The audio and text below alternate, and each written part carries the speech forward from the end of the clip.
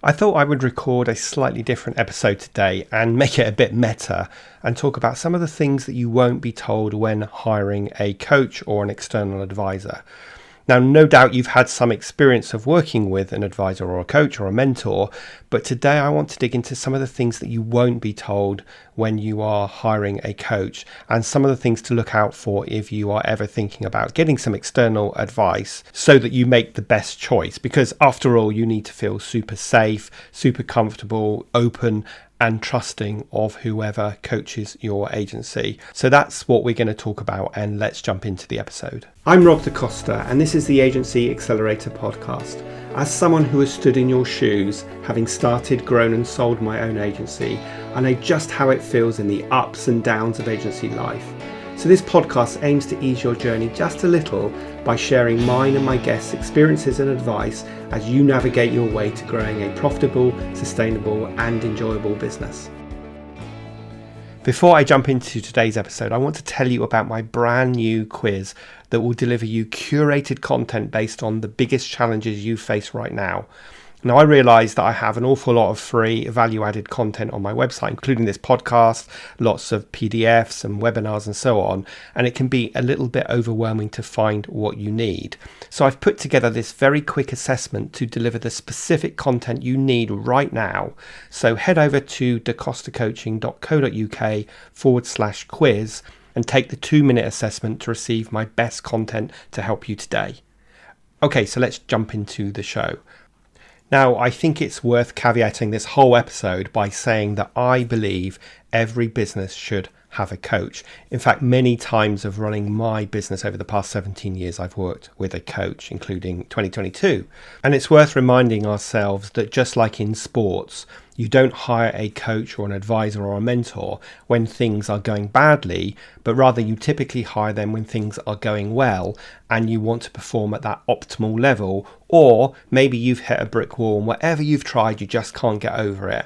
And so that is the perfect time to look for some kind of external support.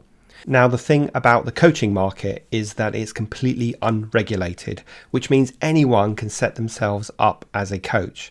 Now, I'm a firm believer in experience really counts, so check for grey hair, far more than qualifications. But of course, qualifications do give people a base level to start their coaching journey from. And way back when, I did a number of qualifications, some which were good, some which were bad, but to be quite honest, the best training I got was when I worked for a coaching firm and I learned on the job. And so I do believe that experience counts, but you need to be careful that you're not meeting someone that's done an online coaching course and set themselves up as a coach, because that's going to give you some dangerous, perhaps not so useful advice.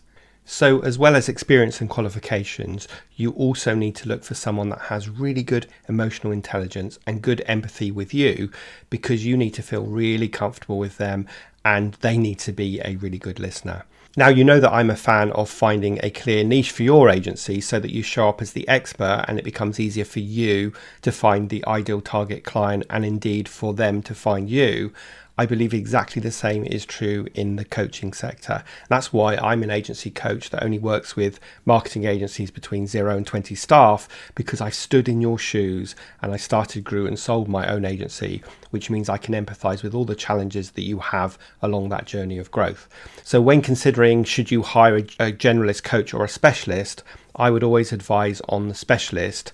Perhaps the generalist will bring some robust techniques and processes, but will they really understand you? And there's nothing more frustrating than someone giving you a lot of academic advice, but you really can't make it work for your business. And then they tell you that it's worked for everybody else, but it doesn't work for you, and you end up being frustrated and out of pocket. So I would definitely advise hiring a coach that is a specialist in your area. Selecting a coach is definitely one of those slow down to speed up moments, which is one of my favorite expressions. I'm sure if you've listened to this podcast for a while, you'll know that I often say that. So this is a slow down to speed up moment when you really need to take your time when you're looking for a coach. So you don't want to just check out their qualifications and experience, but you also want to feel confident that they can help you and make a difference as quickly as possible. On that note, coaching isn't counselling, so you're not looking to create a dependency on the coach, but rather than give you the tools, techniques, confidence and guidance to grow your agency in a profitable, sustainable and enjoyable way. So a coaching intervention could look like working with you for say 3 months. It could be working with you for 6 months. It could be working with you once a quarter. It could be working with you once a year, and your need and support for that coach will ebb and flow. And that is really typical how I work with my clients. I might work with them on a monthly basis for say a year, but then after that I might only work with them every quarter, or they bring me in to support them around specific challenges and specific projects. So with all of that being said, here are 10 questions to ask when hiring a coach or an external advisor. So question number 1 is, what qualifications and experience do you have as a business coach and as a coach working in my sector? So number 2 would be, can you provide some examples of specific goals and outcomes that you've helped other clients achieve in the past, and again specifically in the agency sector? Question number 3 is to understand their approach and their philosophy. So, and also ask them how they customize their coaching to meet the needs of individual clients and specifically to meet your needs. Question 4 is to understand the services they offer. How frequently do they typically meet with a client? Is there any minimum term that they sign you up for or suggest that you work from? Question number 5 is, can you provide references, testimonials and case studies from past clients, and indeed can you talk to some past clients or current clients? Number 6 is to understand how they determine their fees and what their billing practices are, and again, are they tying you into any set period? There's nothing worse than signing a 12-month contract with a coach to find out after month 1 that they're not a good fit for you, they don't really understand you, and now you're tied into them for another 11 months. Question number 7 is, do they have any potential conflicts of interest that they should be aware of? That typically isn't too much of an issue, but that might be something you're concerned about. Question number 8 is, what is their process for setting and tracking progress towards specific goals? So when I start with the client, the very first coaching session, we will set some specific goals for the coaching, and we will also ask how success will be measured, and we'll keep going back to those points in every coaching session. Question number 9 is, how do you handle challenges or setbacks that may arrive during the coaching process, i.e. if they're not getting the results that they've talked to you about, or if you've suddenly got some other challenge that you need to discuss. Will they be very rigid and stick to the plan that they've set, or are they going to be flexible to meet the needs of whatever's going on for you right now? And then number 10 is to ask for a clear contract outlining the terms of engagement and the services to be provided, just to make sure that there are absolutely no misunderstandings. So as I said, this is a slow down to speed up process, and you should make sure that you've dug into at least those 10 questions when selecting a coach.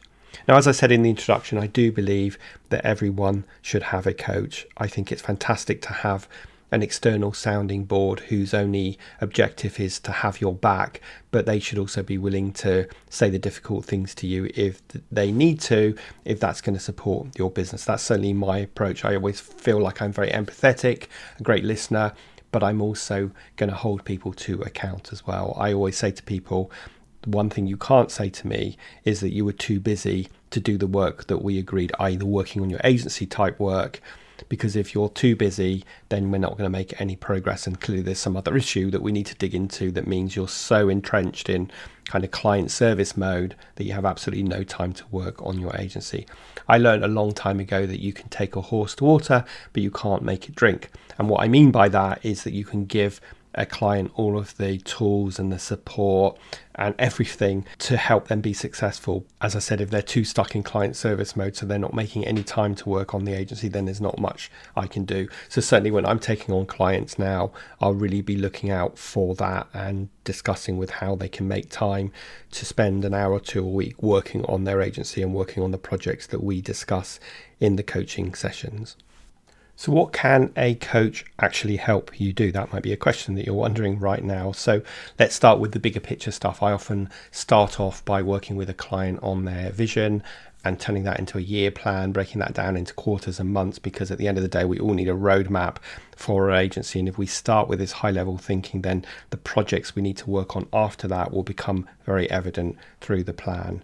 After we've got the business plan in place, we may well look at your market position. So who are you? What's your niche in the marketplace? Who's your ideal target customer? And is all of your outbound communications communicating you in this specific niche? Because that makes it so much easier to win the right type of client. So the coaching process then might focus on business development. It might focus on marketing and putting the right strategies in place that are going to deliver consistent results. It might be looking at the sales process and working out how we can really refine that so that you are focusing your limited time on the hot prospects and not on the time wasters. It might be looking at systems and processes, because we need a robust foundation in your agency if we want to grow in a sustainable way. And so that might mean looking at putting IT systems in, but it also might mean documented processes such as handbooks and contracts and roles and responsibilities. And talking of that, we might be focusing on people and how and when to hire people, how to make sure we get it right, how to understand the person that we're looking for, both from a competency perspective, but also from a kind of cultural fit as well, which is so important in small agencies. And then we might talk about client retention or staff retention. We look at money, because obviously we don't want to be busy fools, but we want to make sure that we are winning the right kind of clients, which means you'll do a great job for them. They are happy to pay a fair fee for the work, and indeed they value the work that you do for them. So that's just a kind of example of some of the areas that a coach might help you with. And of course, they're going to help the human aspect of an agency as well. So they're going to be a shoulder for you to cry on when you need to, a sounding board, an advisor, an agony aunt even. So they need to apply that human aspect to the business as well as the business coaching aspect as well. Okay, so I hope that episode has given you a bit of food for thought. It's a bit of a different episode, but I thought I would record one because I get asked this question quite a lot, and I see, quite honestly, a lot of charlatans out there promoting themselves. If something seems too good to be true, i.e. someone's offering you a super low rate, then as we all know in life, it usually is too good to be true. So I hope that helped. If you enjoyed today's episode, please share it with your colleagues. Please consider leaving a review in Apple Podcasts, and also make sure you've hit the subscribe button so you are alerted every Thursday as we release a new episode of the Agency Accelerator podcast. But other than that, have a great rest of your week, a restful weekend, and I will see you next Thursday on the next episode of the show.